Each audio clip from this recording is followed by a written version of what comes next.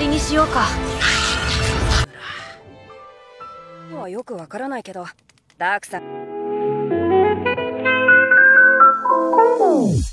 Halo semuanya, akhirnya kita kembali lagi di channel ini. Gua tahu sempat hilang, bukan pensiun, bukan kabur, cuma lagi masuk arc kehidupan yang tiba-tiba naik difficulty-nya. Kadang hidup juga suka plot twist ya, mirip anime tapi tanpa soundtrack epic, cuma dering notif tagihan. Tapi yang penting hari ini I'm comeback, bukan login harian doang seperti gaming gacha, tapi benar-benar balik buat lanjutin cerita ini sampai tamat. Jadi buat kalian yang masih stay, yang masih ingat channel ini, yang kembali klik video ini, kalian itu SSR di dunia nyata. Terima kasih sudah nunggu. Sekarang saatnya kita kembali ke dunia gelap yang memulai semuanya. Selamat datang di alur cerita anime Mugen Gacha episode 5. Yaru.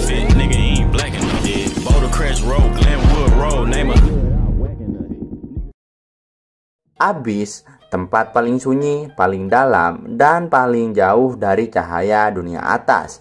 Jika ada tempat yang bisa membuat seseorang melupakan waktu, nama, bahkan dirinya sendiri, itu adalah tempat ini. Namun, bagi Light, Abyss bukan penjara. Itu tempat kelahirannya kembali. Gelap menyelimuti setiap sisi, tapi langkah Light stabil. Tatapannya lurus ke depan, bukan lagi tatapan seseorang yang mencari jalan keluar, melainkan tatapan seseorang yang sudah menemukan jalannya dan sedang menapakinya tanpa ragu. Di belakangnya, derap langkah pasukan mengiringi formasi rapi. Disiplinnya seperti pasukan kerajaan yang terlatih. Bedanya, kerajaan mereka belum lahir, tapi kelahirannya sedang disiapkan di sini, di kegelapan terdalam. Dan kalau ada yang bilang kegelapan melahirkan keputusasaan, Light sudah membuktikan versi alternatif, kegelapan melahirkan raja.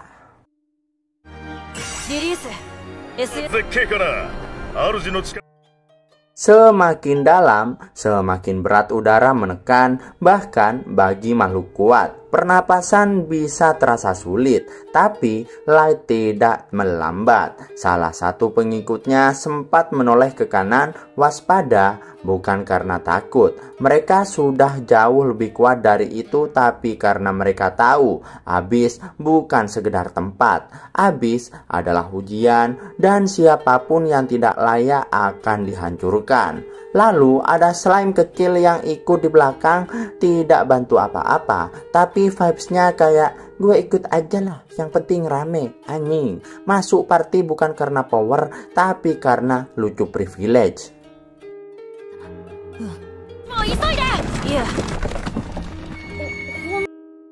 Tiba-tiba tanah sedikit bergetar, debu turun pelan dari langit-langit gua raksasa, aura tak wajar muncul tajam dan liar. Dari kegelapan depan, sepasang mata merah besar menyala, kemudian terdengar suara yang sulit dideskripsikan, campuran gesekan logam, serangga, dan hal-hal yang tidak ingin kamu dengar di jam 2 pagi ketika sendirian. Forsyth Mantis level 500 masuk panggung. Anjing, tubuhnya menjulang tinggi, sabit kakinya berkilau tajam, setiap geraknya memancarkan bahaya.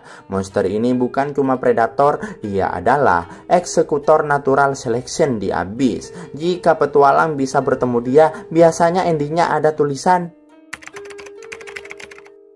Tapi sayangnya, buat monster itu hari ini bukan hari baiknya.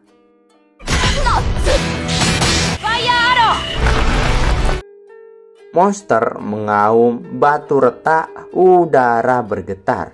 Pasukan Light Reflect bersiap, tidak ada panik, tidak ada teriakan, semuanya bergerak seperti sudah dilatih ribuan kali. Monster melompat, serangan keras, sabit raksasa turun cepat, memotong udara seperti guillotine. Namun sebelum sabitnya menyentuh tanah, kilatan terang muncul di sekitar pasukan Light. 1, 2, 3 serangan tepat, bersih, cepat. Monster itu berhenti, tubuhnya goyah, dan kemudian jatuh keras meninggalkan guncangan kecil yang mengalir di tanah.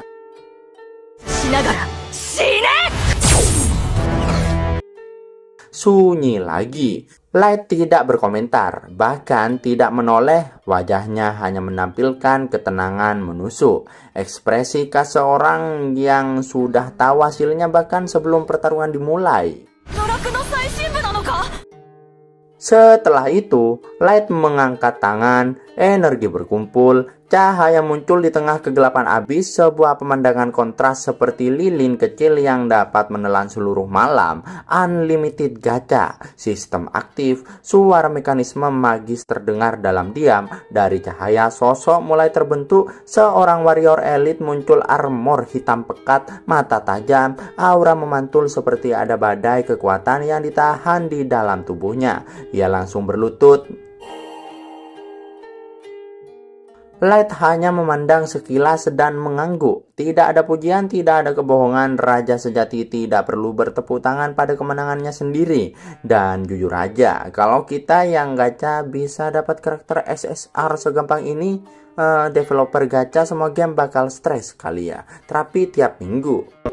Perjalanan berlanjut. Tidak ada suara selain langkah yang menggema. Namun dalam keheningan ada pergerakan jauh lebih besar di dalam hati Light. Ingatan lama kembali muncul.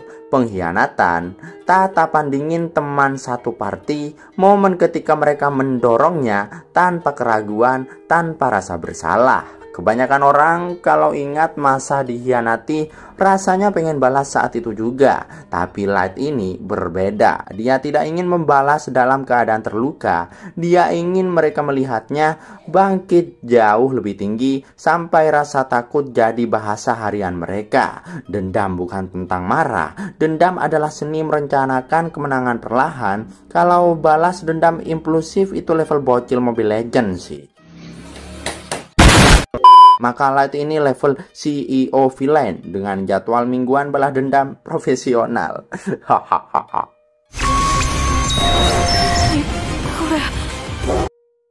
Abis makin gelap, tapi suara aura Light makin besar. Seakan dunia bawah menyadari, menerima dan memberi ruang bagi raja barunya. Pasukan di belakang makin tegap, mereka tahu. Ini bukan perjalanan biasa. Ini adalah pengumuman tak terlihat kepada dunia atas. Dan dunia atas sebelum sadar bahwa jam mereka sedang berdetak mundur. Episode berakhir bukan dengan ledakan, melainkan keheningan tegang saat Light berhenti sejenak dan menatap jauh ke depan.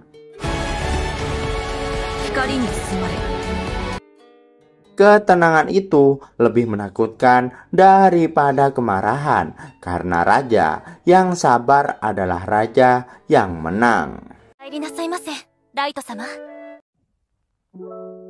Itulah alur dari episode 5, bukan episode penuh aksi, melainkan episode fondasi kebangkitan. Light tidak terburu-buru, dia membangun, dan setiap langkah yang diam hari ini akan menjadi gemuruh ketika waktunya tiba. Terima kasih sudah menonton, chapter kebangkitan sudah dimulai. Terima kasih buat kalian yang sudah menonton sampai akhir, sampai jumpa di video berikutnya. Yaru! Crash Road, Glenwood Road, name a